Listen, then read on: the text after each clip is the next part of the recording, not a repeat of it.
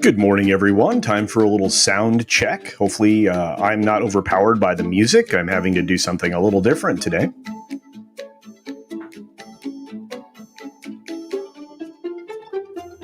Hopefully, you can hear me.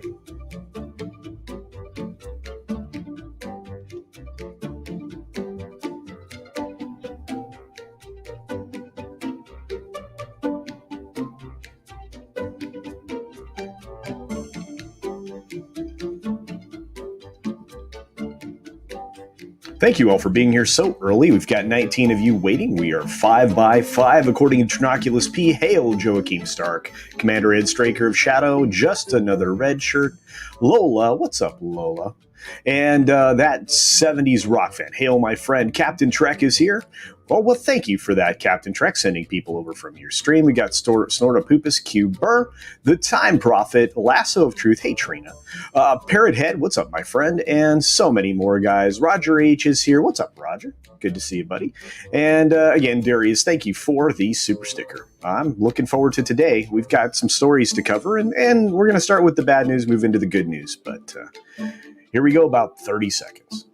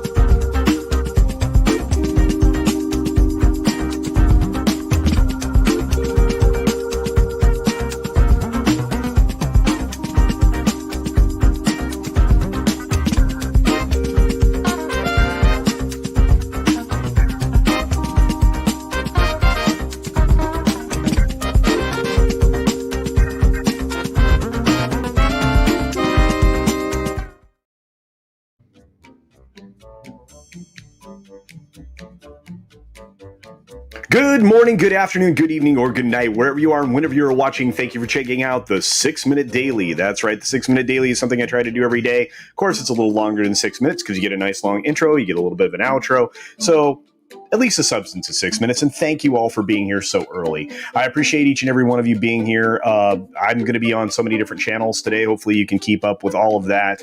I have to say thank you to our friend Captain Trek for promoting the stream and sending so many other great people over here to join us today. Let's start. We've got a little bit of bad news, which we always start with. And the reason I consider this bad news is because I don't think very much of the human being. Maybe other people disagree. Roman Polanski lines up a new film called The Palace, which is backed by RAI Cinema. This man has offended a lot of people across the entire planet by his proclivities, for lack of a better way to say things. And he obviously is still a fugitive in the United States amongst other countries now, not just the U.S.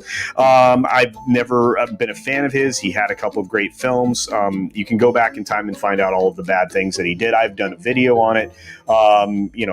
There's a lot of infamy in Hollywood, and there's a lot of things that have concerned me over the years, and this man is one of them. But we'll move on. IMAX grew revenue with Godzilla vs. Kong, just not enough for Wall Street. Even though they did pretty well and grew about 11% over last year, they obviously fell quite short. I think they lost about 14 million. Let's take a look real quickly. They lost about 14.8 million overall, which their diluted EPS was minus 25 cents. My thoughts on this are that, of course, they lost money. There wasn't a lot that was released other than GVK that was really formatted for IMAX. We will see an improvement in this going forward. I just don't think we're going to have to. There's not going to be a magic wand that's going to solve this problem. It's going to take a lot of films getting released into theaters to save these theaters. That's just the way it is. Same with live theatrical performances, which we'll get to here in a moment, I hope. Universal box office, on the other hand, revenue fell about 88%, of course, because, again, they didn't have a lot of stuff that actually hit theaters other other than nobody, which you can see pictured here. I thought this was a great film. I would suggest an opportunity to go see something if you want to be entertained. But that was a steep decline of 87.7%. But there's a silver lining here, and of course they're calling out the fact that Odenkirk's Nobody film was pretty much the only thing that got a partial theatrical release in Q1.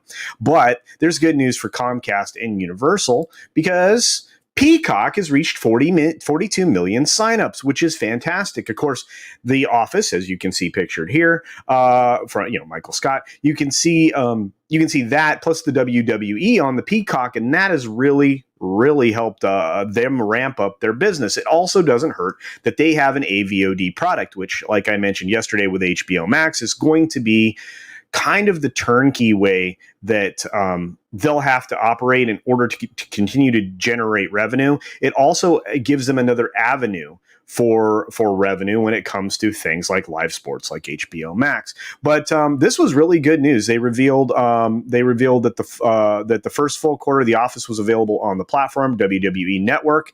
So they brought over a lot of pro wrestling fans, but the tally is up from 33 million. They went up 9 million subscribers from the previous quarter, which puts them well ahead of their goal. As it says here in the article, they were shooting for 35 million subscribers by the end of 2024. Of course, all of these platforms have, I think, sandbagged quite a bit when it comes to this stuff, but they have yet to benefit from the same thing that obviously Disney Plus did with their international expansion, so on and so forth. Again, a lot of these companies are staying primarily North American, slowly ramping up their efforts, where Disney Plus actually just dove headfirst because they had to, because all of their other revenue streams had dried up for quite an extended period of time. I'm really interested in seeing what the next quarterly looks like for Disney, and of course, I will talk about it when it happens. A little bit of a side note, Disney actually announced today and presented one of their new cruise ships, which they officially showed the world today, called the Wish. So I'm sure you can find that elsewhere on many Disney blogs. I'm sure Pirates and Princesses will cover it today as well, if that's something that's in your wheelhouse. Moving on, HBO Max's ad-supported version will cost $9.99 a month. At least that's what's being reported right now. And again, that feeds into yesterday's video about HBO Max and their ad-supported AVOD product.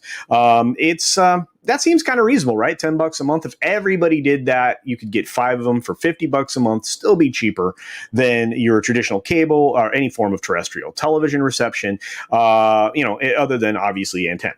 Antenna TV is still free, but this stuff is going to cost you money, and HBO Max gives you a lot. And their value is higher than Disney, and if they add live sports in 2022, it's hard to argue to say that they're not going to be extraordinary. Of course, Mayor de Blasio says that New York will be open by July 1, and the only thing it leaves out is Broadway, unfortunately, but I imagine that's going to be coming fairly shortly. And as I continue to wind down, I'm going to say this. Check out Mad Barber Entertainment, because apparently in his 7-minute daily that was 10 minutes, I didn't do a good job of promoting him. So whatever. Anyway, be sure to take care of yourself, take care of others, wash your hands, of course, because it's good hygiene. And until next time, bye. Thanks for visiting today. Be sure you're subscribed and hit that for alerts. Yay! Of course, like and share all of the videos that you can, as it helps with the algorithm. Have a great day.